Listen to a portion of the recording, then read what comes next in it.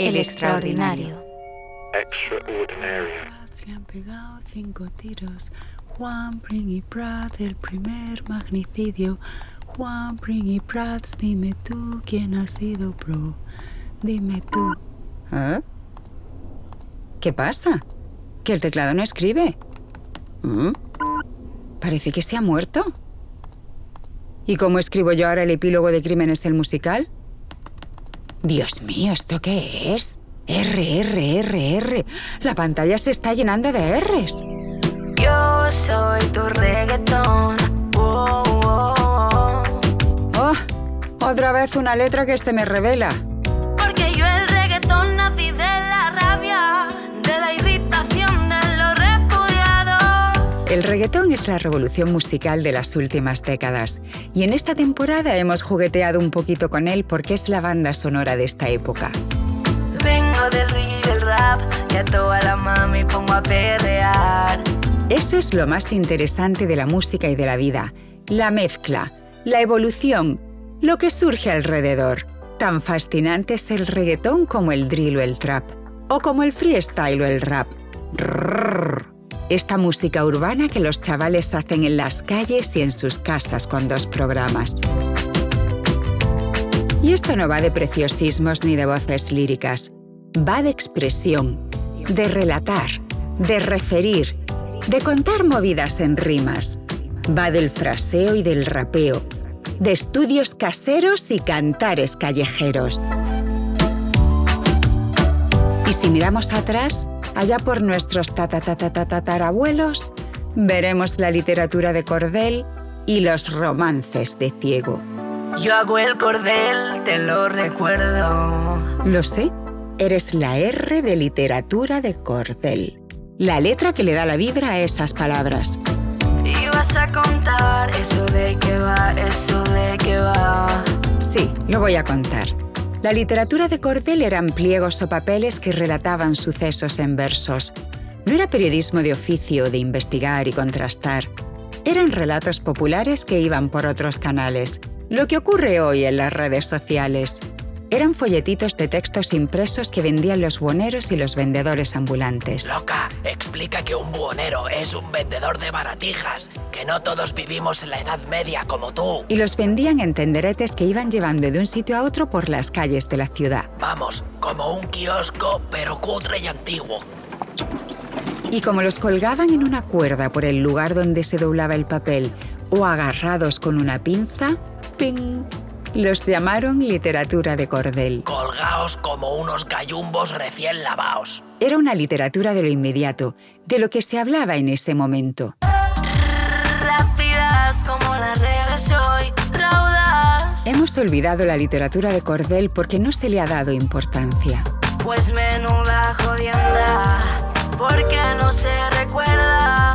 Porque la cultura que queda es la cultura de las élites. Y fíjate si la literatura de cordel fue importante, que una de las personas que mejor la conoce, el músico y folclorista Joaquín Díaz, dice que en España estos pliegos se vendieron durante 5 siglos. Incluso les da la función de medio de comunicación. Y vas a contar que son los romances de Ciego. Son las poesías y relatos en verso que cantaban los ciegos para ganarse un dinero.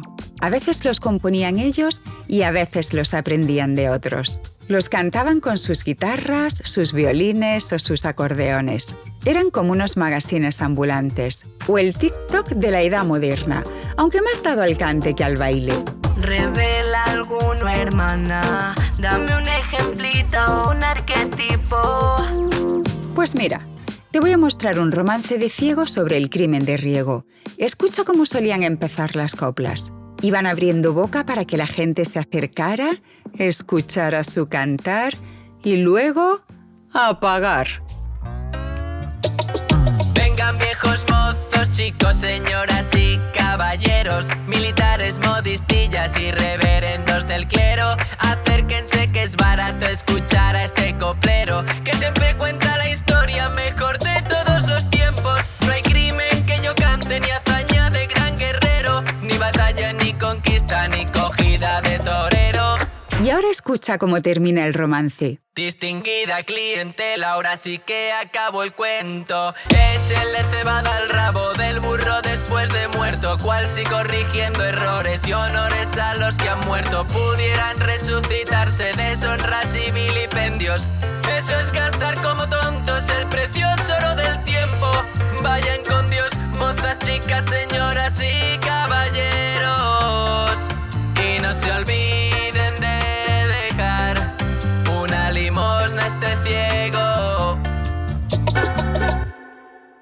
Aunque también había ciegos que pedían el dinero antes. Lo sabemos por un dicho popular. Si quieres que el ciego cante, la paga delante.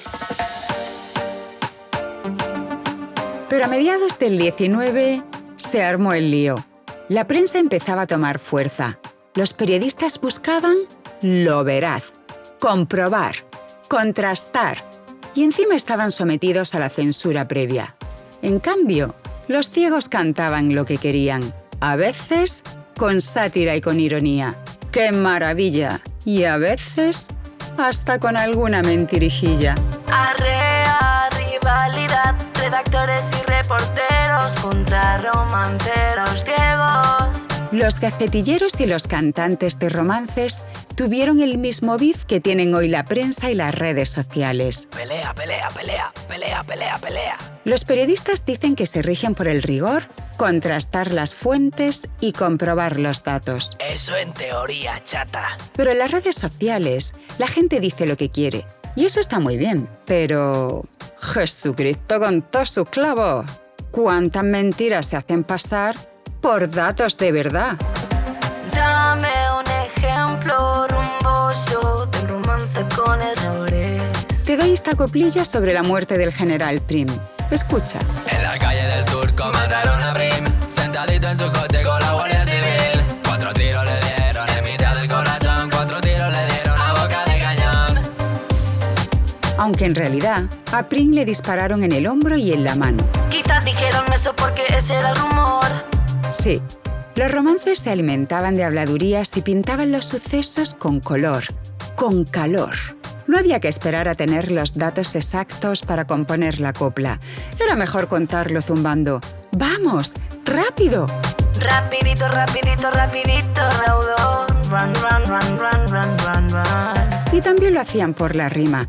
Un dato exacto no iba a arruinar la melodía. Ay, rima que se arrima, cántame rimitas, prima. Oye tú, R repentina que has aparecido de repente en mi ordenador. Te voy a dar una sorpresa. Te voy a llevar a la Casa de América en Madrid a que conozcas a uno de los mejores repentistas del mundo para que te hable de la rima. Es el cubano Alexis Díaz Pimienta. ¿Y qué es un repentista, hermana? Aclárame esa duda. Wow, wow, wow.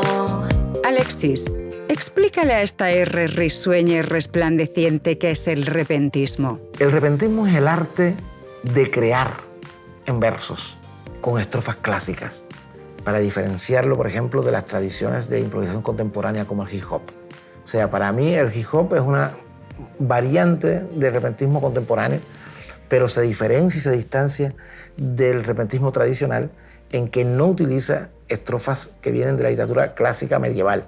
Nosotros utilizamos cuartetas, quintillas, sextillas, octavillas, hasta pareados. Todo esto es el último reducto de la poesía medieval, de la poesía clásica. Y también te quiero preguntar por qué nos gustan tanto las rimas. La rima es placer. El hecho de que nos guste la rima es por lo que nos genera, esto es pura neurolingüística, cuando jugamos a la rima o cuando escuchamos rimar, ya sea en una canción, en una improvisación, en una retahíla, en un juego infantil, la sonrisa es la primera expresión del rostro, la sonrisa. Entonces yo creo que el placer de rimar es psicológico y fisiológico. Yo encontré una rima nueva y me río. Cuando no la encuentro, me río otra vez por mi capacidad de encontrarla. Cuando jugamos a las rimas, que son competitivos, son juegos concursivos, es volver a la infancia.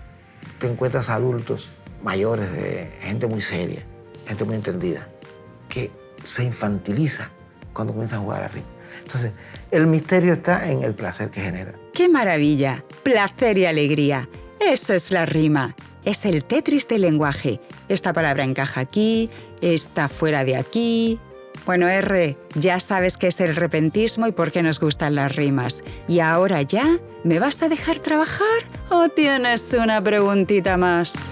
Vengo por el revisionismo histórico y a veces histriónico. ¡Uy, qué temazo! A la historia le dan más vueltas que a un carrusel. La historia está formada por la suma de muchas versiones de la historia y va cambiando continuamente. Rescatan personajes olvidados, retiran personajes odiados, resurgen héroes que antes fueron villanos y reaparecen intereses por épocas y por figuras borradas como tantísimas mujeres. Pero esto mejor que lo explique un historiador, Julián Vadillo, que por la historia lo tenemos de lazarillo. La historia es una ciencia sometida a un método. Entonces el método de investigación histórica se basa en contrastar las fuentes, y las fuentes son de dos tipos: fuentes primarias, fuentes que han surgido en la época, desde las fuentes oficiales hasta las fuentes por los movimientos o por las personas que tú estás trabajando, y luego las fuentes secundarias. Las fuentes secundarias son las que a posteriori han sacado conclusiones sobre ese tema. El historiador tiene que jugar con ambas fuentes, tiene que contrastarlo y tiene que ver qué es lo que tiene fundamento y qué es lo que no tiene fundamento. Y esto hace que la historia no sea una ciencia exacta, que sea una ciencia social. Nada que ver con la física nuclear. Esto no es física, no son las ciencias exactas, es una ciencia humana. Así que yo como historiador me considero un científico social, un científico humanístico. Y cuidado con los prejuicios y los patrones de pensamiento. Un historiador puede ser de izquierdas, de derechas, socialista, comunista, anarquista, liberal, lo que le dé la gana. Pero lo que tiene que ser sobre todo un historiador es honesto con las fuentes.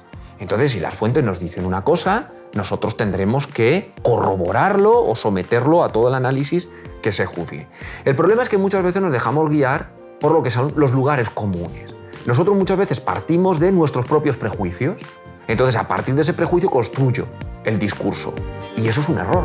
Un error fatal, y es que así nos va. No paramos de cagarla en esta puta sociedad.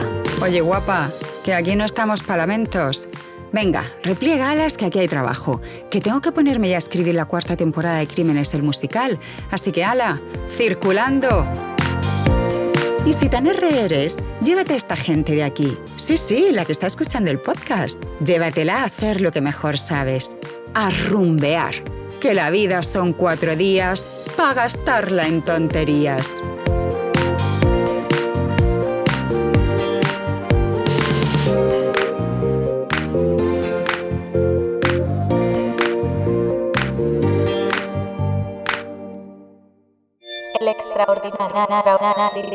El extraordinario. ¿Seguís grabando?